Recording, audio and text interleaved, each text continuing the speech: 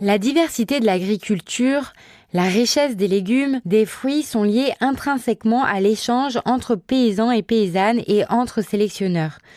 Les brevets mettent fin à cette pratique millénaire.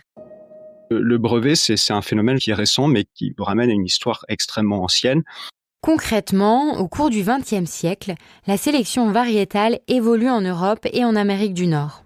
C'est plus une activité qui est faite au champ par les agriculteurs, avec une adaptation au terroir, aux conditions locales.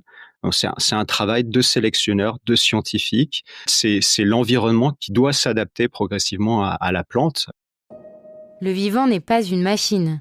Les brevets sur le vivant vont donc poser de nombreux problèmes. En effet, une machine à écrire, si elle est copiée, reproduite, c'est une contrefaçon. C'est simple, c'est évident. Mais le pollen d'une plante, lui, peut naturellement aller féconder d'autres plantes dans un autre champ. Donc la copie devient naturelle d'une certaine façon.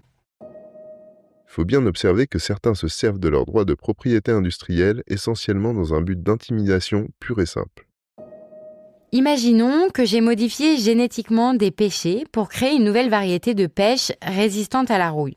Je dépose un brevet sur la séquence génétique qui permet cette résistance.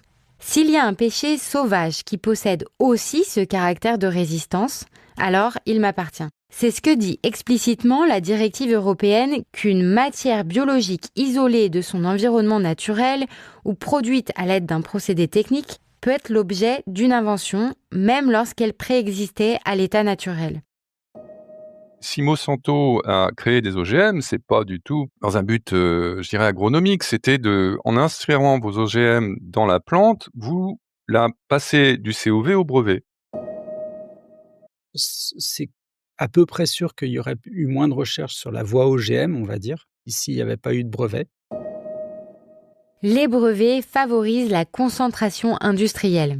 3 grandes entreprises, Bayer, Corteva et Syngenta, contrôlent aujourd'hui plus de la moitié du marché mondial des semences certifiées. Et si on prend les 10 plus gros groupes, dont Limagrain, Vilmorin en France, ils en détiennent environ 70%. Pour comparer, dans les années 80, les 10 premiers acteurs détenaient moins de 15% du marché.